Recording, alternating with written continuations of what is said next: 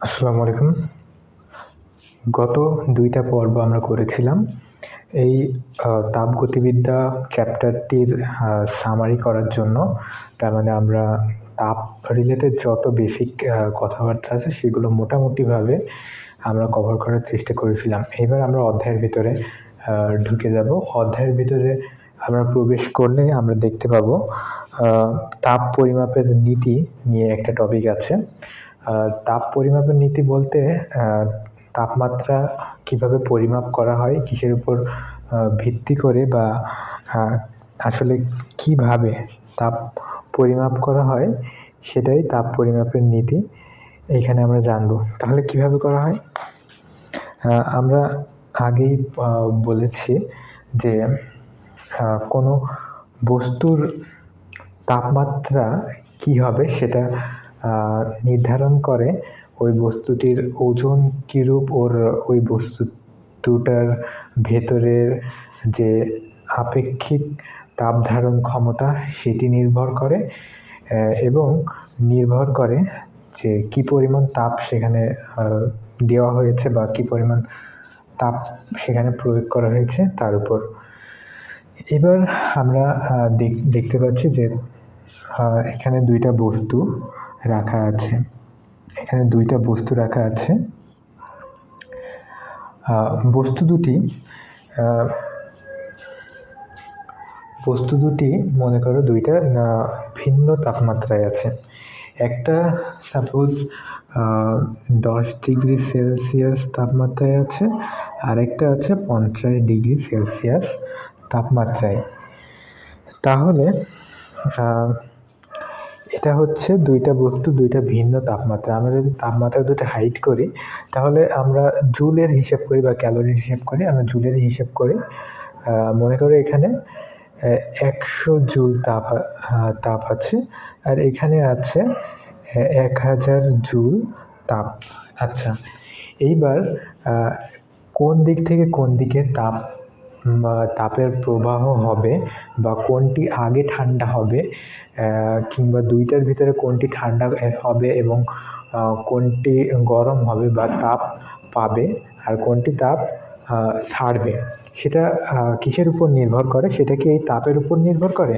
আমরা আগেও বলেছি সেটা এই তাপের উপর নির্ভর করে না। অর্থাৎ ১০০ হোক বা ১০০০ জুল হোক এটার উপর ডিপেন্ড করে না। তাহলে ডিপেন্ড করে কিসের উপর? তাপমাত্রার উপর। তার মানে এই ২ টা বস্তু আমরা তাপমাত্রাকে যদি হাইড করে দিই, এই ২ টা বস্তু আমরা দেখতে পাচ্ছি যার জুল এত, যার ১০০ জুল এবং একটা হচ্ছে ১০০০ জুল।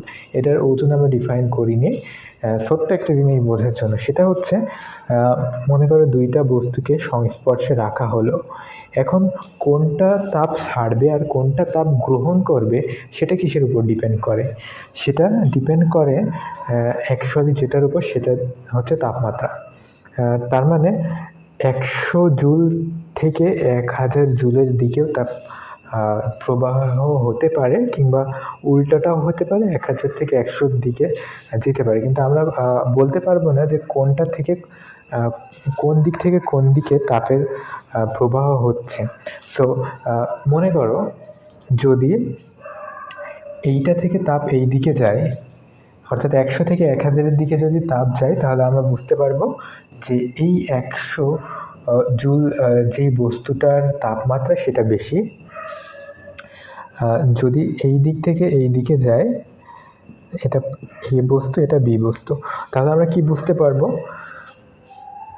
আমরা বুঝতে পারবো যে এই ২টার তাপমাত্রা সেম হলেও এই ২টার তাপ ডিফারেন্স যেটা সেটা ডিপেন্ড করে না। এখানে এ এর তাপমাত্রা বি এর থেকে বেশি হবে। কখন বেশি হবে?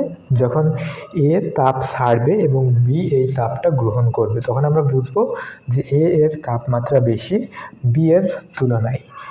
ঠিক আছে?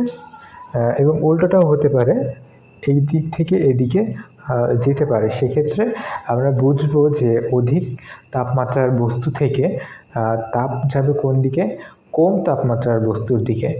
এটা ফিক্সড। তাহলে তাপমাত্রা এবং তাপের ডিফারেন্স আমরা আগের ক্লাসগুলোতে দেখে এসেছি। সেই ডিফারেন্সটা এখানে আবার আমরা তুলে ধরলাম তাপমাত্রা পরিমাপের নীতি এইটা এক্সপ্লেন করার জন্য।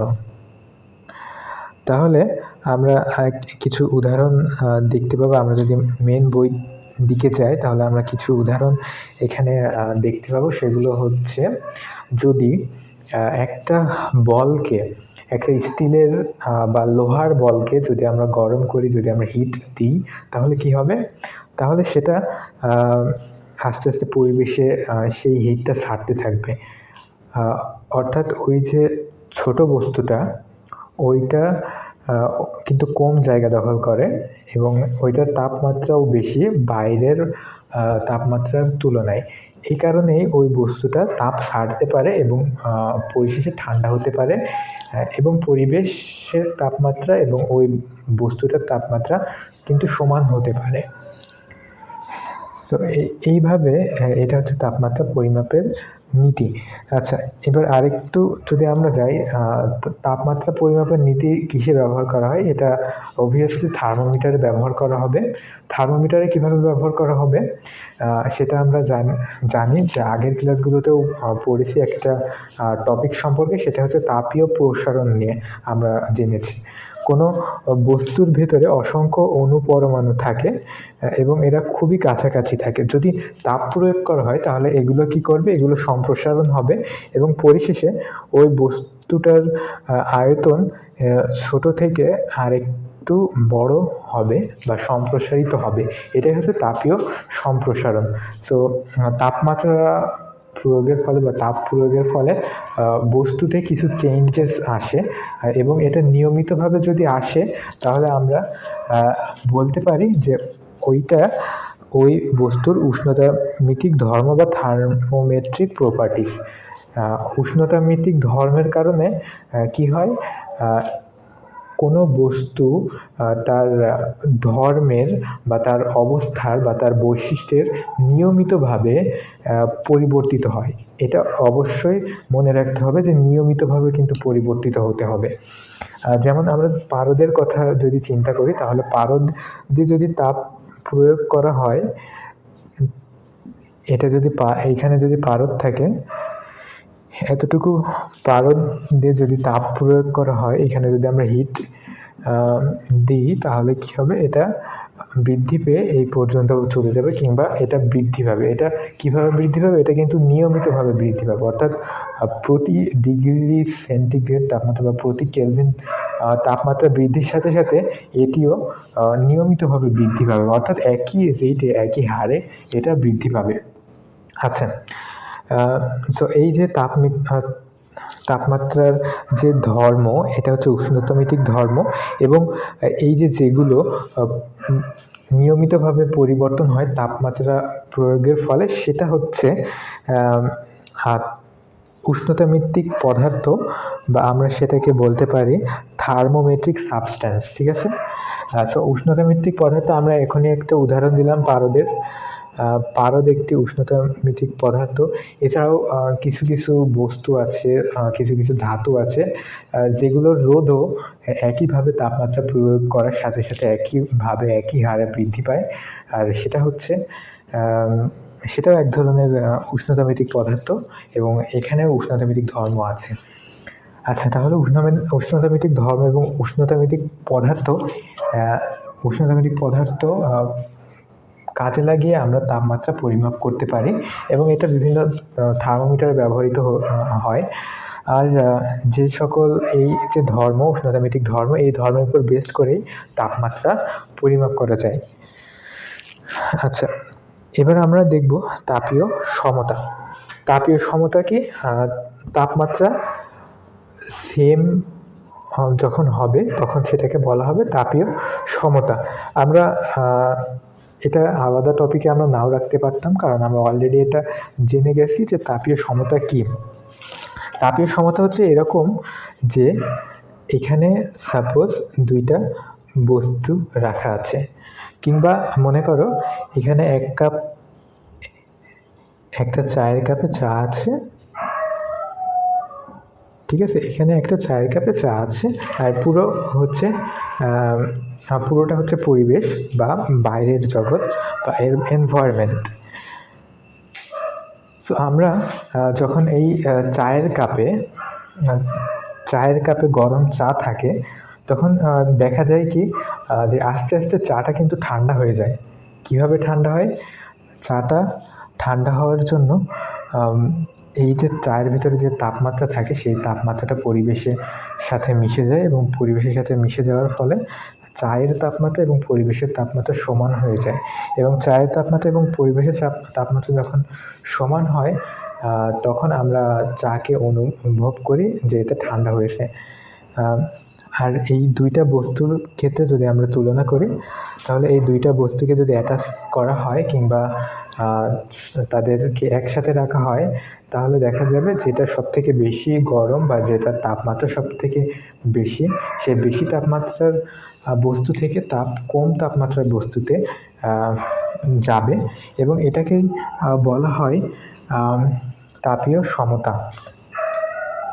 যখন এই দুইটা বস্তুর তাপমাত্রা আদান প্রদানের পর যখন দুইটা তাপমাত্রাই সেম হয়ে যায়, তখন সেটাকে বলা হবে তাপীয় সমতা। আচ্ছা, এখানে প্রথমে কি ছিল? এখানে প্রথমে ছিল, সাপোজ এটা 10 ডিগ্রি আর এটা হচ্ছে 100 ডিগ্রি। সো 100 ডিগ্রি থেকে 10 ডিগ্রি সেলসিয়াস তাপমাত্রায় বস্তুতে তাপ প্রবাহিত হয়। আচ্ছা, এবার যখন প্রবাহিত হয় তখন অনেকক্ষণ ধরে প্রবাহ চলতে থাকে, তাপের প্রবাহ, এবং পরিশেষে দেখা যায় যে দুইটার তাপমাত্রায় সেম হয়ে গেছে। সো দুইটারই ধরে 45 ডিগ্রি করে হয়েছে, এবং দুইটাই পরবর্তীতে 45 ডিগ্রি সেন্টিগ্রেড তাপমাত্রায় থেকে যাবে এক অবস্থায় বা মিলিত অবস্থায়। এটাই হচ্ছে তাপীয় সমতা। তাহলে আমরা যখন যখন আমরা গরম চা খাই, তখন পরিবেশ সেই চা থেকে হিটটা অ্যাবজর্ব বা শোষণ করে নেয়। সো এই অ্যাবজর্বেশন কতক্ষণ চলতে থাকে, এই শোষণ কতক্ষণ চলতে থাকে, তাপের শোষণ যতক্ষণ পর্যন্ত না চায়ের তাপমাত্রা এবং পরিবেশের তাপমাত্রা সমান হয়, ততক্ষণ পর্যন্ত এই শোষণ চলতে থাকে। এবং যখন চা ঠান্ডা হয়ে যায় কিংবা পরিবেশের তাপমাত্রা এবং চায়ের তাপমাত্রা সমান হয়ে যায়, তখন সেটাকে আমরা বলি তাপীয় সমতা। তাপীয় সমতা এই টার্মটা দিয়ে তাপগতিবিদ্যার সবথেকে প্রথম যে সূত্রটা, তার আগেও একটা সূত্র আছে, সেটা হচ্ছে শূন্যতম সূত্র। এই শূন্যতম সূত্রটা এই তাপীয় সমতার উপর ভিত্তি করেই করা হয়েছে। এটা নিয়ে আমরা সামনের ক্লাসগুলোতে জানবো। তো সামনের ক্লাসের আমন্ত্রণ জানিয়ে এখানেই শেষ করছি। ধন্যবাদ। আর কুকুর ডাকছে, সরি ফর দ্যাট। ওকে,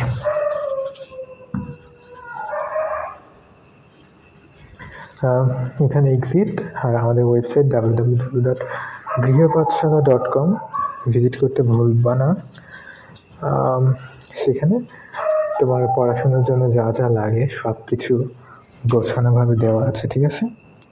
ওকে, তো আমরা এখানে শেষ করছি। আগামী পর্বে আমরা দেখব তাপগতিবিদ্যার পরবর্তী ধারণাগুলো।